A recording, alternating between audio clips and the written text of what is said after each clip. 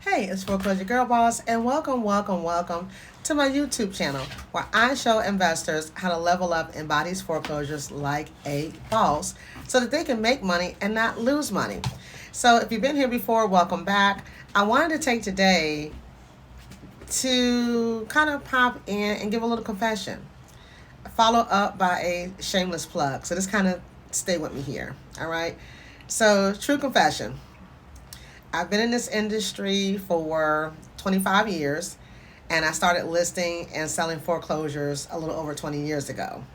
So when I first got in the industry, I say within my first year or so, I started meeting investors, and I hated investors. I hated investors.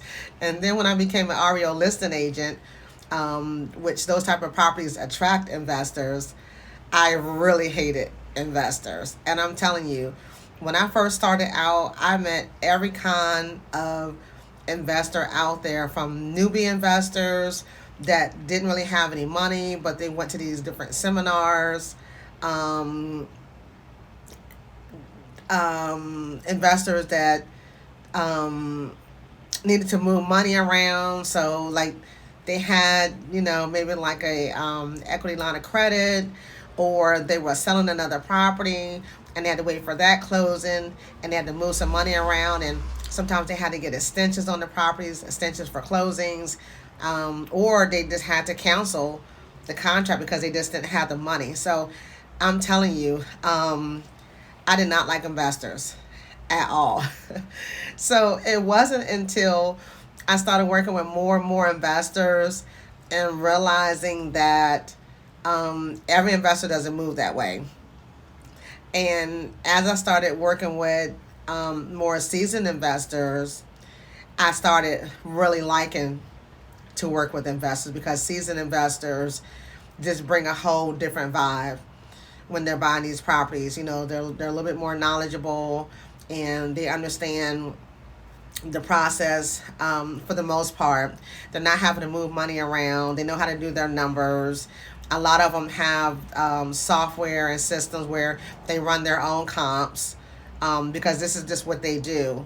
And a lot of the seasoned investors are full time, instead of someone that actually works a full 9 to 5, and they decided that they want to become an investor part time. So I hated working with investors when I first got started. So fast forward 20 years later, 25 years later, I love investors. I love working with investors. Love working with investors. So that's why it really pains me to see when investors are out here losing money trying to make money. They're trying to buy foreclosure properties, REO, so that they can get a pretty decent deal on it and, rehab it, flip it, and make some money. Or, rehab it and put somebody, put a tenant in there and make some money. So it really pains me that some investors spend tens of thousands of dollars on these seminars and, follow these gurus, and they still don't know how to buy these foreclosures.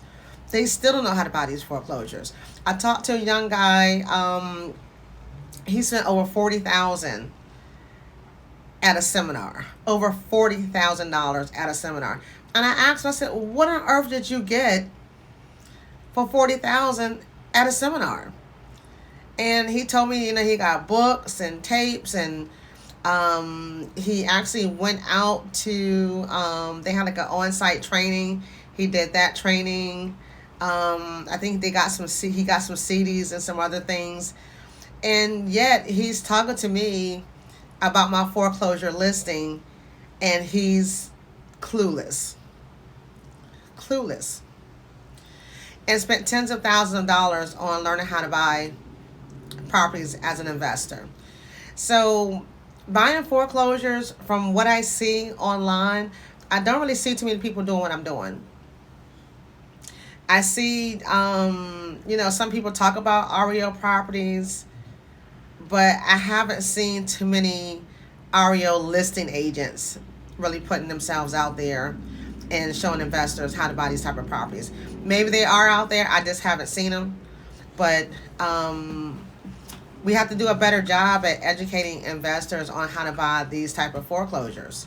So here's where the shameless plug comes in. I created an e-guide. Guys, and I just want to take a moment to kind of go through that e-guide so that you understand exactly what's in the e-guide. On some of my other videos, I'll talk to you about certain topics, and then I'll say, well, if you want more, make sure you get the e-guide. And I'll kind of give you a little bit about the e-guide. But today, I really want to break down what's in the e-guide so that you can understand why I keep saying you guys need to get the e-guide because you really do. So I do just want to break that down so that you understand what's in it, what you'll learn, and what the value is. When you click to check out with the e-guide, it is what we call an instant download.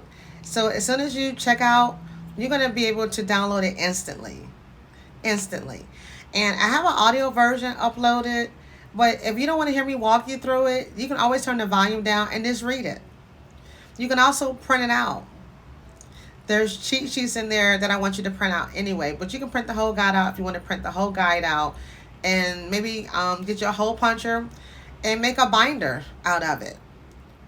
And then just read it and continue to read it and read it and read it until the information in there becomes second knowledge to you. All right, until it becomes second knowledge to you. So I go over intro. There's a letter that I have in there for you guys where I talk to you about why I created the e-guide, how I created the e-guide, and how I want you guys to level up and buy these foreclosures like a boss. I have the top 10 things that every investor should know before purchasing these foreclosure properties. And then I have bonuses. So I believe it's a total of, I think it's 21 in there. So I go over the top 10 and then I add in 11 more. And I have, let's see, I have other bonuses in there where I show you different websites, different foreclosure websites. I talk about foreclosure lingo. I talk about traditional properties versus REO properties. I give you some tips in there. What else? So number 14 and 15. So I have been in the business, as I mentioned earlier, 25 years selling REO properties, listing and selling REO properties for over 20 years. And in my 20 years of listing and selling REO properties, I haven't had an investor or an agent ask me this question once. Let me repeat. For number 14 and number 15, I have not had an investor or an agent ask me this question not one time before they put that offer in. They'll typically ask me once they're in the thick of things and they're like, oh my goodness, let me find out about this. But they're already under contract. They're already, a lot of times I've already gotten through the approval process with the lender, or if they're paying cash, then there's not even an approval process to go through. But people don't seem to even ask about it. And it's one of the things that not only can it cost you money, but it can make and break the deal. It can make or break the deal, and it can just screw up your exit strategy royally. So number 14, 15. Number 7 and number 9 is going to cost you money. If you don't know it, it's going to cost you money. Number 10 and number 12, those two are going to cost you. They cost money as well, but it's going to cost you more time. It'll throw off your time frame. So when you're buying these REO properties, you have so many days to do this, and so many days to do that, and so many days to do this, and so many days to do that. And the consequence is if you don't do this in so many days and that in so many days, then the seller reserves the right to cancel your contract. So it's super, super important to make sure that you're adhering to your time frames. So number 10 and number 12 especially will mess up your time frames. If you don't know those and know how to navigate through that, they will throw off your time frames. Again, you'll default on the contract and the lender can keep your EMD. The seller can keep your EMD. We talked about 14 and 15. Those, again, I've never had anybody ask me before they put their offer in, but it's super, super important. Investors definitely need to know that. Let's see. 21. 2021 will cost you time, money, aggravation, frustration. Yeah. So 21, and a lot of people, even seasoned investors, typically don't know that one either. So when I say to get the e-guide, guys, I'm just telling you because in the e-guide, I break everything down for you, and the tips that I give you in there, even if I just gave you the top 10 plus the bonuses and the top 20, the top 21 things that you should know, that by itself is worth the cost of the e-guide. That alone. If you just print that out and go by that alone is going to save you so much time, frustration, money, aggravation, and even embarrassment. Because 21, if you don't know 21 can actually cause you a little bit of embarrassment. All right. So I also have a property questionnaire. Let me not forget about that. I have a property questionnaire in there. That, again, that alone, you can print that out until it becomes second nature to you. So every time that you go to a property, you'll have that property questionnaire, and you'll be able to answer those questions about that property while you're there until it becomes second nature to you. And these are all super, super important questions that you need answers to before you put your offer in. So why not get those answers to those questions while you're viewing that property, so that you can know if you want to put your offer in on that property or not. I have a VA HUD and Fannie Mae cheat sheet. So here in my market area, you have VA, Fannie Mae, HUD. Bank-owned properties, they do their own thing. Depends upon the bank, they're kind of all over the place. But VA has their own streamlined process. HUD has their own streamlined process. And Fannie Mae has their own streamlined process. And they're all different. But I break that down. You'll see how to bid on VA properties. You'll see how to bid on HUD properties and how to submit offers for Fannie Mae properties. And it's right there all in one spot. Am I leaving anything out? I probably am. I'm sure that I am. But it takes you guys from the process from beginning to end. From beginning to end. I mean, I'm a very methodical person by nature. So I literally take you from what is an REO to closing. So you're going to learn what an REO is. And then I talk to you about the foreclosure types. I talk to you so that you understand, what type of property they are, because the type is going to depend upon how you're going to submit your offer. I talk about the process. I talk about what you need to know during each phase in each phase of the process.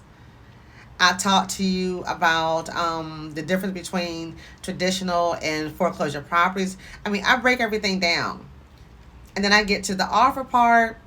I talk to you about what you need to know during, submitting your offer while you're under contract. And then I talk about the whole closing process, what that looks like. So you have a picture as to how these properties work and how you purchase these type of properties. I paint the full picture for you guys. The full picture. in my e-guide. So the link is somewhere around here. Click on the link, or if you can't click on the link, then just copy and paste it into your web browser. Again, once you check out and get the e-guide, it's going to be an instant download. And send me a testimonial. That's something that I need to start doing. The people that have gotten the e-guide, they all love it. They say it's like I'm talking to them. They say that I go over things in detail. They say there's things in there that they never even thought of, things that they didn't know. So I've been getting some really, really good reviews on it. I need to get better at getting those reviews. So that'll be something that I'll start doing in the future. So if you get the e-guide, I would love to get a testimonial from you. How did you like it? Is there something that you think I should add? So just like I said, copy and paste it in your browser, or click on the link. It's somewhere around here to get the e-guide. All right. Until next time, guys. Toodles.